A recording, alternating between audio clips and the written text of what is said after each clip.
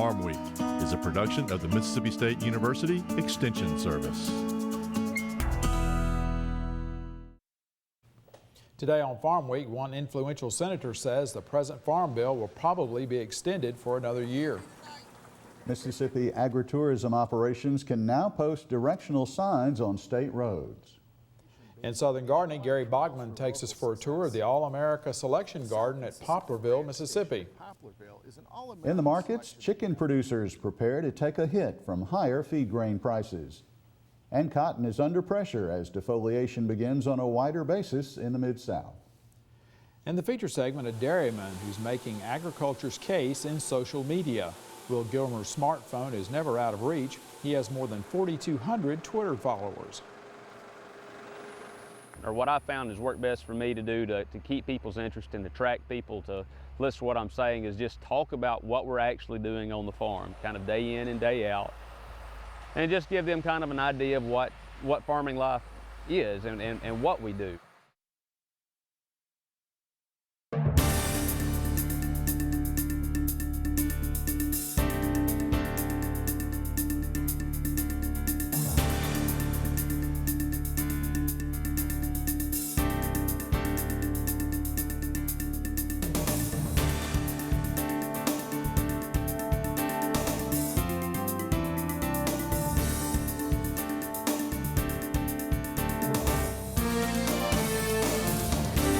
Good day, everyone. I'm Leighton Spann. And I'm Artis Ford. Welcome to Farm Week.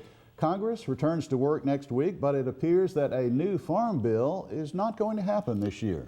Well, Leighton, one of the U.S. Senate's most influential members on agricultural policy, says it's likely the present farm bill will be extended 1 year. The present farm bill expires September 30th. Republican Senator Charles Grassley of Iowa is predicting that because there's less than a month to go until the farm bill's expiration. The Congress's work schedule only includes 8 days in September.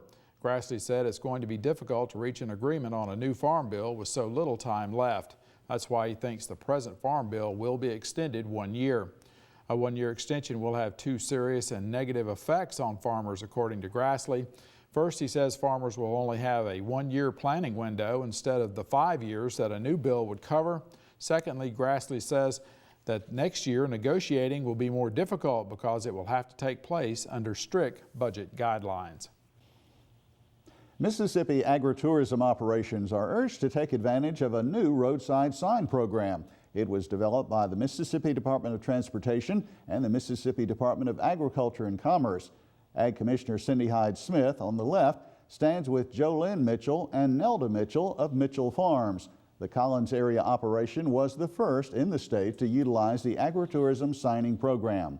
It allows agritourism operations to have directional signage on the right-of-way of state-maintained roads. Agritourism operations that are interested in the sign program should contact the Mississippi Department of Transportation or the Mississippi Department of Agriculture. Well, as we enter September, let's check on the Mississippi Weekly Crop Report from the Mississippi Ag Statistics Service in Jackson. The corn harvest is winding down, but the rest of the harvest is in high gear for other crops. This does reflect conditions as of Sunday. As we look at topsoil moisture, this does reflect after the hurricane. Surplus in 46% of Mississippi, adequate 47%, short 0, but very short still 7% of the state. In terms of Mississippi corn, all of the crop is mature at this time, which is a little ahead of the 5-year average. Harvest is 88% complete as of last Monday, and that is ahead of the 5-year average and 14 points more than last year. In terms of condition, looking good there. Excellent, 35%, 40% of the crop in good shape, fair, 12%, only 13% of the crop in poor to very poor condition. As we look at Mississippi soybeans, 73% of the crop is turning color. 45% of the crop is dropping leaves, which is about on the 5-year average for this state, but ahead of last year. Harvest 17% as of this time, and that is on the 5-year average, but it's still ahead of last year. As we look at soybean condition, 33% of the crop in excellent shape, good 47%, fair 13%, only 7% of the state soybean crop in poor to very poor condition. As we look at Mississippi cotton, 70% of the crop had open bolls as of this date, which is far ahead of the 5-year average for this time. As we look at the harvest, 0% complete as of this date, and that's about on the 5-year average. Now, Mississippi cotton in terms of condition also looking pretty good. 21% of the crop in excellent shape, good 48%, fair 24%, only 7% of the crop in poor to very poor condition. Mississippi rice, 91% of the crop mature as of September 2nd. That is far ahead of the 5-year average for this state. The harvest 52% complete as of the weekend, and that is far ahead of the 5-year average for this state.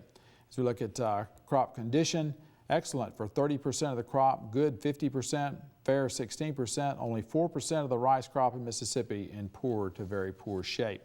As we look at Mississippi peanuts, explain the difference between dug and harvested. With peanuts, you have to dig them first, let them dry, then you have to run the harvester through and pick them up. So 8% of the crop has been dug. In terms of harvest, 4% is complete as of the weekend, and that is ahead of the 5-year average at this point. In terms of Mississippi peanut condition, 28% of the crop in excellent shape, good 56%, fair 14%, only 2% of the crop in poor condition, and none described as very poor. Mississippi sweet potato, 5% of the crop harvested as of the weekend, which is about on the 5-year average for this state. As we look at sweet potato condition, 22% of the crop in excellent shape, good 48%, fair 29%, only 1% of the crop in poor condition, and 0% in very poor condition. The demand for paper used to print magazines, newspapers, and books could fall by up to 21% in 4 years and up to 50% in 15 years. What's to blame? Well, the rapid adoption of tablet computers and electronic book readers, such as those released this week by Amazon. This prediction came from RISI, a group that studies the global forest industry. RISI says the use of tablet computers like the iPad and book readers like the Kindle exploded last year. RISI believes that by the year 2015, the amount of paper used in publishing magazines, newspapers, and books will fall by 12 to 21%, and in the next 15 years, that decline could increase to 40 to 50%. Amazon.com announced in May that sales of its e-books exceeded those of its printed books in the United States. Well, how do you know if a new flower variety will perform well in your garden? In this week's Southern Gardening segment, Extension horticulturist Gary Bachman says choose an All-America selection and you'll have a great performer for your garden.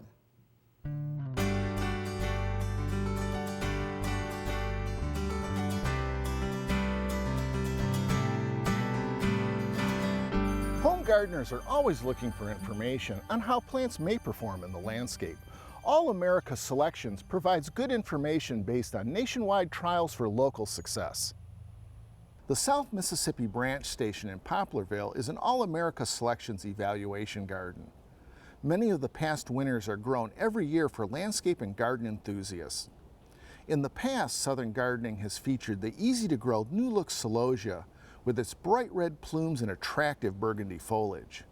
There's another Celosia selection called Fresh Look. These plants have bright chartreuse foliage that can brighten any garden setting. Annual flowering vinca is always a good landscape choice because of the wonderful colors available. For 2012, Jams and Jellies has been introduced with a totally new color. The flowers are a deep dark purple and have a velvety appearance. The blooms appear nearly black and have a bright white eye. With the interest in edible landscaping, consider planting basil into your fall landscape. The purple leaf varieties are good choices. Purple ruffles and dark opal have been around for a long time, proving these selections have staying power. The Thai basil variety Siam Queen has gorgeous purple stems that contrast to the bright green foliage with beautiful purple flower heads.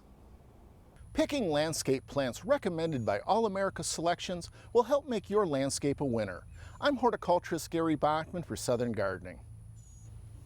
Gary says visiting a trial garden is a good place to get new ideas for plants that will be a success in your landscape or garden. In the feature segment today, meet a dairyman who's as savvy with social media as he is with farming. Will Gilmer has more than 4,200 Twitter followers. Time now for the markets with Leighton. Leighton, one sector is being described as a losing proposition this week. That's right, Art. Tough times, very tough times in the hog business. More on that in a bit. Also ahead this week, poultry producers in Mississippi and elsewhere are forced to make cuts. Corn feels some harvest pressure. while the excess cotton supply is slowly disappearing.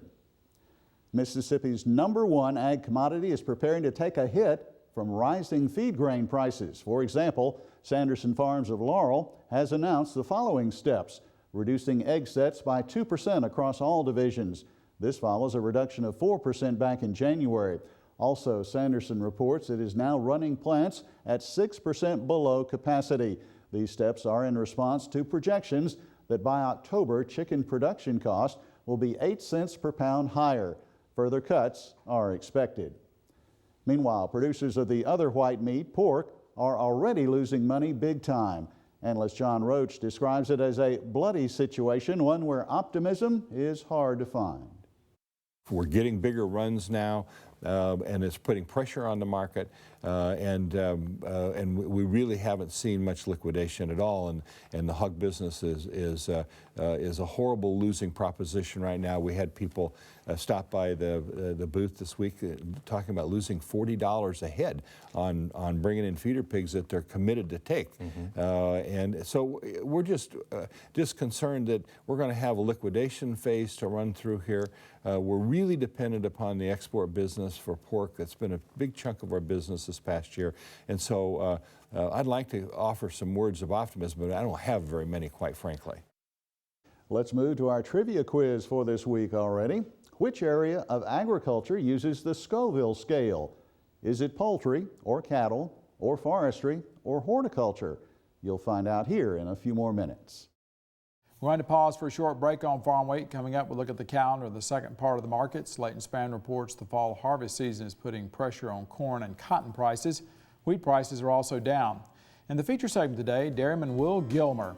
This Mississippi State University graduate is developing quite a name for the way he tells agriculture's story using social media.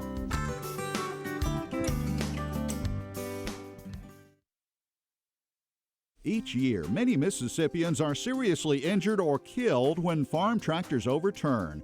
One cause of these accidents is improper hitching. If a tractor is hitched at any point above the drawbar, it can flip over backwards. Never hitch a tractor using the bar between the 3-point hitch upper and lower links or at the top link attachment point. The stationary drawbar is the only safe location for tractor hitching. A message from the Mississippi State University Extension Service. Well, before we get back to the markets, let's look at the Farm Week calendar. The annual Delta Rice Luncheon takes place Friday, September 21st at the Sillers Coliseum at Delta State University in Cleveland. Hours are 11 a.m. to 1 p.m. There will be more than 300 rice dishes on display, and the tickets are $5 per person. In addition to lunch, many local agencies will be there as well, offering health screenings and other services. Crosby Arboretum will host its fall native plant sale on Friday and Saturday, September 28th and 29th. The Arboretum is located at Picayune. The sale will run from 10 a.m. to 3 p.m. Arboretum members get in 1 hour early at 9 a.m. Experts will be on hand to help you select native plants that are suited to your landscape.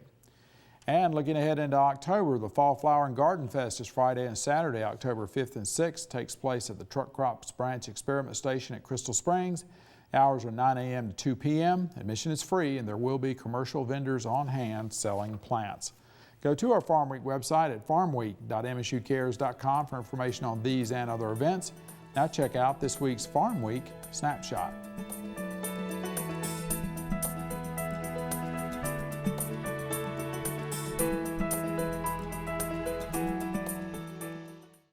We move into row crops now in the markets, and the corn sector in particular is feeling harvest pressure right now. Several private estimates of the nation's crop are expected between now and next Wednesday morning when the USDA's new monthly crop and supply demand estimates are released. Here's analyst Sue Martin's take on where the corn market stands. I think that the corn market priced itself out when it got to $8.50. And I think that it has the potential with rationing to come back higher and take a look at $8.50 again, possibly exceed it. But the problem is, and what we're telling our clients and subscribers is, from $8.50 to $9.20, follow that market and watch it very closely and use it for selling. Not to buy into it, but to use it for making sales. Declining prices have been the main feature of the wheat market lately. Double-digit losses were recorded at the close at midweek on Wednesday, And this follows the wheat pit being down several days in a row prior to that. Analyst Jamie Kohaki doesn't seem to think the picture will change dramatically until later this fall.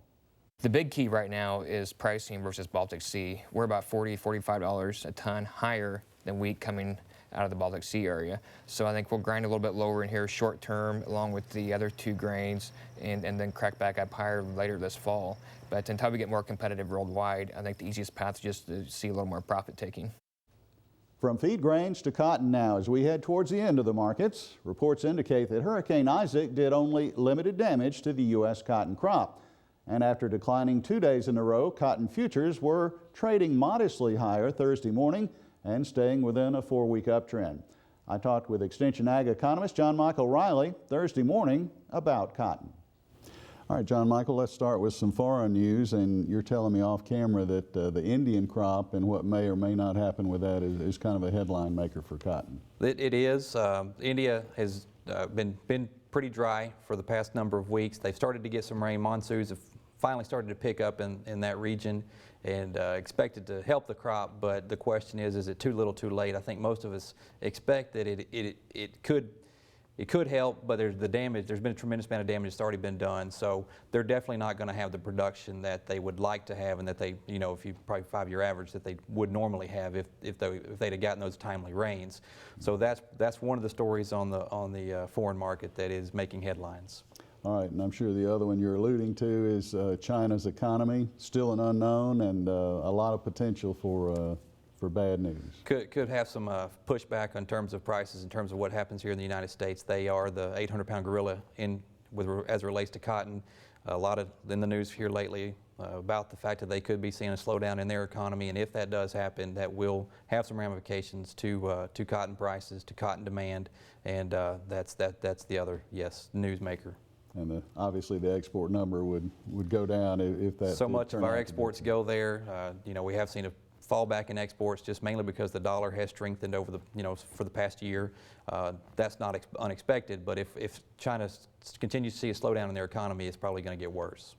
So longer term, any brief comments as far as the crop for next year, the outlook and price picture? If you look at competing crops, I think that's really going to be a huge player here. It's already talk as Brazil gets ramped up to start planting that they're going to push more acres to soybeans due to the high price for soybeans right now and the low price for cotton. That's probably, if those price differentials continue into next fall, that's probably going to be the same story here in the United States. We're going to see more acres go to soybeans as opposed to cotton. We're about out of time for the markets, so here's the answer to that trivia quiz just ahead of a feature story. And the answer is D, horticulture. The Scoville scale is used to measure the heat intensity and pungency of hot peppers. In our feature segment today, a dairy farmer who is getting the message out that farming is important. Will Gilmer's dairy farm is located near the Mississippi-Alabama state line. He's using all forms of social media to bridge the gap between agriculture and the rest of the world. Some might just call Gilmer an early adopter, but the Mississippi State graduate sees his communication work as part of the responsibility he has as a farmer. This story first aired on Farmweek in July of last year. I don't think there's any dairy farms in downtown Manhattan or in Chicago or Los Angeles, so somebody has to let them know where their milk's coming from, and it might as well be us. When it comes to using social media to tell agriculture's story, few people do it any better than Mississippi State alumnus and third-generation dairy farmer Will Gilmer. Using his smartphone, Gilmer may post over a half-dozen messages a day on Twitter. All the cows have been milked and fed for the morning, he wrote on July 6th. After breakfast, we're going to sort and vaccinate young heifers. Since the messages originate from his smartphone, Gilmer may send them from the floor of the milking parlor, or from the cab of his tractor, or from anywhere else on the farm located near Sulligent, Alabama, across the state line from Aberdeen, Mississippi. The messages give followers a snapshot of farming on an everyday basis. What seems to work best, or what I found has worked best for me to do to keep people's interest and attract people to listen to what I'm saying, is just talk about what we're actually doing on the farm, kind of day in and day out, and just give them kind of an idea of what farming life is and what we do. Many times, Gilmer will take a picture like this with his smartphone and post it on Twitter. After 2 months with no calves, we're starting to have a few dry cows freshen, he tweeted with the photo. This cow gave birth to a bull today. Will Gilmer has over 2,700 people following him on Twitter, but this popular social media is only one of many ways Gilmer communicates about agriculture from the farm. Of course, he has a Facebook page up and running for the dairy, too. Over 1,800 people have clicked that they like something on the page. But long before Twitter and Facebook, Will Gilmer's very first communication effort was the dairy farm website. He developed and launched it almost 10 years ago, in 2003. Today, it includes an educational tool for children that Will Gilmer calls Adopt a Cow. Once you sign up online, an 8x10 photo of the cow you choose is emailed to you, along with a certificate of adoption. A child can then check the website monthly for updates on how the cow's milk production is going and whether it's had a calf. The website also features a photo of the current Milk Mustache Contest winner. That annual contest is always a feature of June Dairy Month. After the website was fine-tuned, Will Gilmer added another social media tool in 2007, the Dairyman's Blog. It was more or less just a way to have a news feature for our farm. We had a page on our website where I would update about once a month what had been happening, but it wasn't updated enough that people particularly cared to read it. So I thought, well, if I do a blog and do it more often, maybe we'll be able to reach more people, and that worked, and everything else has just kind of spread from there. The Sunday, June 19th post on the blog was devoted to Father's Day. Will simply titled it, My Dad, a Farmer and a Family Man. Will has been farming with his father, David Gilmer, since graduating from college in 2001. In the summer of 2011, they had 163 cows in the milking herd, the lowest number in quite a while. The 600-acre farm has a total inventory of over 450 Holstein cows, heifers, and calves. Will's father, David Gilmer, is a second-generation dairyman and also a Mississippi State graduate. David doesn't actively use social media himself, but totally supports his son Will's efforts to communicate about agriculture. Somebody needs to tell our story, because there's plenty of people out there ready to tell a story, but it may not be just exactly how it is. Will Gilmer added videos to his website in 2009 and began posting them on YouTube as well. His father has appeared with him in at least one segment of the MooTube Minute, as the videos are called. This episode is titled A Typical Day on Gilmer Dairy Farm and has received almost 1,400 views online. Other segments focus on vocabulary. This episode explained the term slurry to viewers. Other editions of the MooTube Minute simply deal with particular events on the farm. Hi, this is Will Gilmer with the Gilmer Dairy Farm MooTube Minute. Coming to you from our maternity pasture where Big Annie, number 232, has just given birth to a heifer calf about 10 minutes ago. I've always tried to be informative during them, but the first ones I really tried to be kind of wacky and a little bit out there, because you have to do something different to get people to pay attention to you. And by doing that, I was able to start building a group of people who would subscribe to the videos and watch them. And as that has grown, I've been able to get a little bit more serious and talk about going more in depth about the things we're actually doing. And that's not to say I still don't do a few goofy ones now and then, or sing or something like that. And I'm proud for Will to be able to kind of use these avenues to get our message out that hey, we're doing things as efficiently as we can. We're trying to take care of the environment. We're taking care of our animals, and just being good stewards of what we've been given control over. Will Gilmer was chairman of the American Farm Bureau Federation Young Farmers and Ranchers Committee during 2010. He used that position to encourage other producers to follow his lead in getting the message out about agriculture using social media. He has no doubt that other young farmers around the country are more involved in communication now, and that consumers are picking up on the messages and responding. We do get a lot of feedback from people that are in agriculture that ask us about some of the things we're doing on the farm. But we're also getting comments from people who live in cities and urban centers who don't have a dairy farm anywhere around them, or any kind of agriculture really. So it's a great way for us to connect with those people. The way I look at it, me and my dad, you know, and other farmers in this area have a responsibility to talk to people in our area, in our community, about the things we're doing. But there's, you know, places in this country where there are not farmers available, and they need to hear about agriculture too. So we also have that responsibility to talk to them. From out in the country, social media is enabling dairy farmer Will Gilmer to successfully convey his important message around the nation. From Sulligent, Alabama, I'm Leighton Spann reporting.